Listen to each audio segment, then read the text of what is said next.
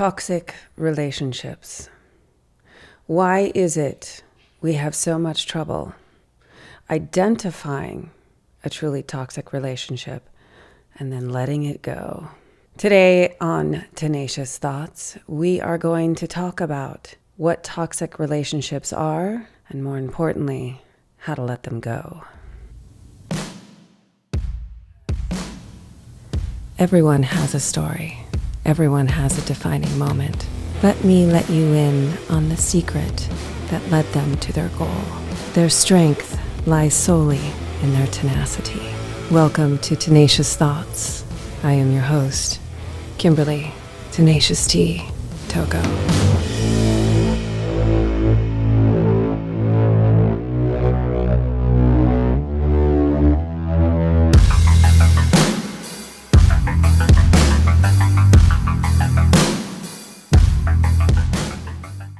Toxic relationships. I think we have been throwing around that phrase for quite some time now. The past couple of years, ever since really the lockdown, we have said to each other, am I in a toxic relationship? Because for most of us, that lockdown forced us to share space with people longer than we usually did. That also gave us the opportunity to step away from people that normally we would have to see on a daily basis. Humans love connection. We love being acknowledged. We feel whole when our works are seen and acknowledged. We like attention. We're flirtatious creatures.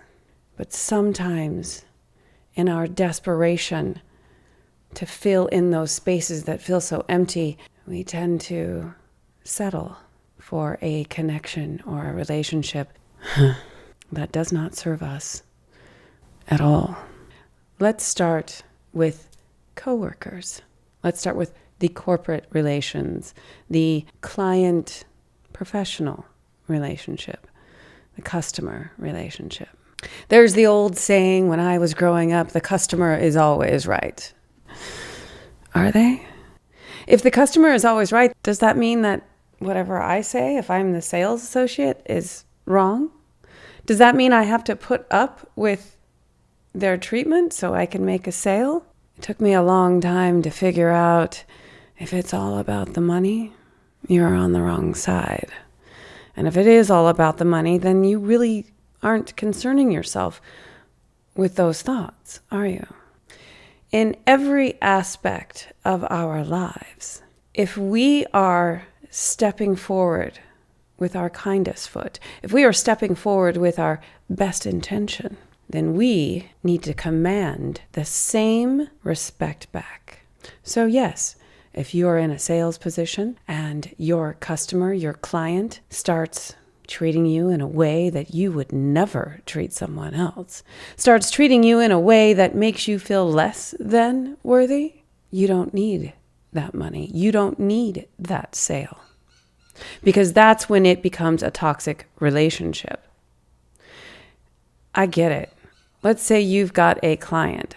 I'm in real estate. Let's say I've got a buyer and they want to buy a $2 million house. But they're calling me at 10 p.m. They're texting me at 4 a.m. They're disrespecting the time that I need to have with my family. That is toxic. In a business relationship, we are serving the client. But if that client isn't appreciating our professionalism, if that client isn't appreciating and respecting our boundaries, then they need to find someone else who will fit their needs. You have to respect your boundaries. You cannot sit there and say, well, for this person, because I want that sale, because I need that check, I'm going to go ahead and let them abuse me. I'll give you an example. There's an investor and they reach out to a real estate agent and send their portfolio, their proof of funds. They're wanting to buy several $1 million worth of property over the next several months. And they have chosen this real estate agent based on their experience and reputation that they have earned over a decade in the field. So the investor starts to get to know their agent. The agent starts to get to know the investor. The agent wants to know what the investor wants, what they're looking for, and what's most important to them. The investor wants to know that the agent has enough knowledge, has enough savvy, and has enough grit to get the things done that they want to get done when it comes to real estate acquisition. However, that investor starts asking personal questions. That investor starts asking about family.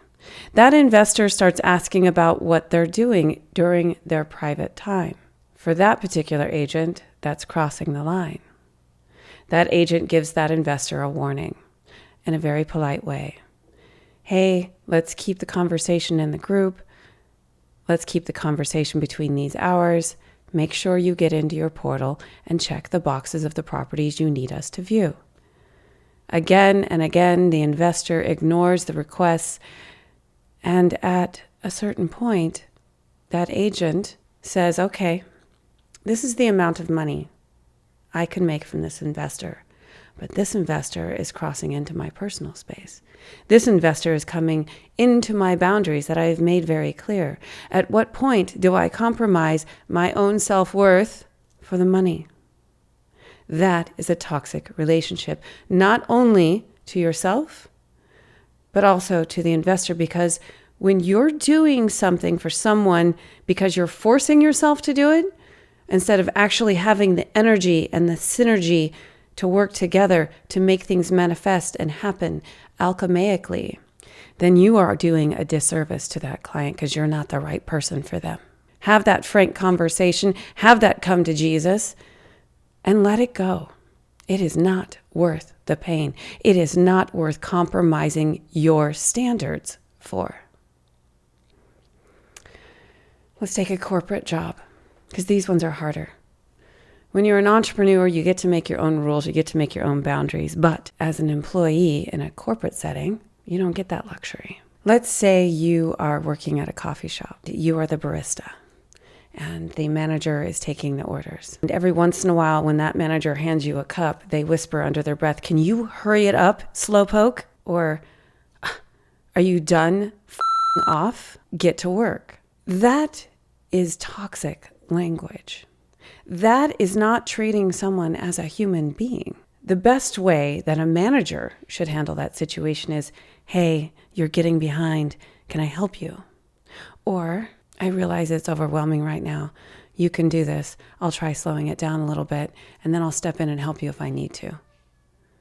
Those are the types of standards you need to place for yourself. So I would look at the manager if someone whispered something like that to me, and I would say, if they retaliate against you, then you don't need to be in that atmosphere. You don't need to be in that environment.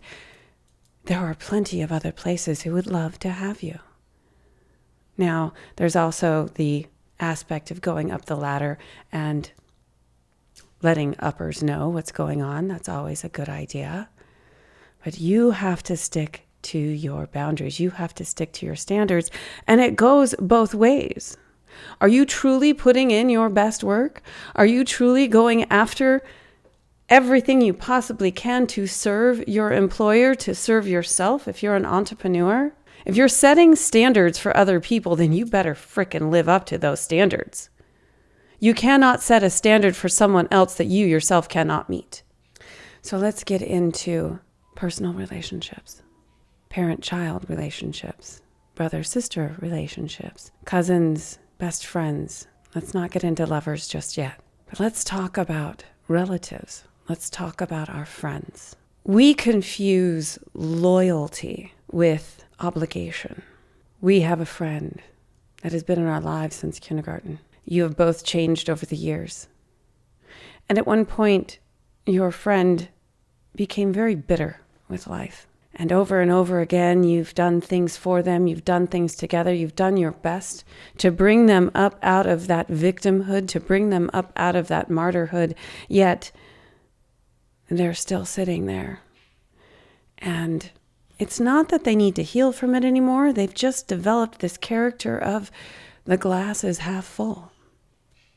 They kind of pick on you when you want to do something big for the world. They kind of jab at you when you want to do something that maybe to them is out of their reach. So instead of being a believer in you, they tap, tap, tap, little chisel pieces again and again and again. In between being, hey, we've been best friends from kindergarten. I love you. Loyalty. As you elevate, you must eliminate. And not because you're making money, not because you're becoming successful. I'm talking about elevation in your soul. As you start to recognize who you truly are, and you start to feel good about yourself, and you start to feel good about life, you have to find those people who will do that with you. You have to find those people who are rising to that same level. And you can hold the hand of your friend all you want, but they're not going to let you go if you keep going up. They're going to keep pulling. Wait, no, not yet. Stay here with me. You've got to let go. You've got to let go. You can check in on them, but you can't spend the time that you've been spending with them because it's time to evolve. It's time to move up. And that goes to family too. Family is harder to cut those boundaries with because we feel this sense of obligation. It's blood, right? It's our blood, right? But I will tell you something. Blood may be thicker than water, but love is thicker than blood. Family members need to fall in the same category as friends, as colleagues. Why? Because we tend to use the excuse of, oh, well, they're my family. Oh, well, they're my blood. And we will use that phrase to overlook when they cross our boundaries. We will use that phrase to overlook when they are stamping their boot in our face. Because, oh, they're family. We can forgive them. We can forgive them, absolutely. And we can love them. But we do not have to allow them into our life. You can check on them. You can appreciate them. But if they can't respect you, your parent can't respect you and treat you like an adult on their own journey, then you need to cut that string. Children too.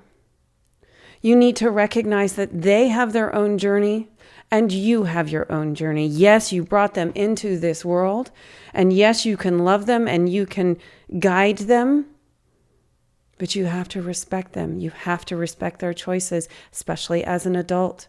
You can advise them, you can love them, but they are on their own journey.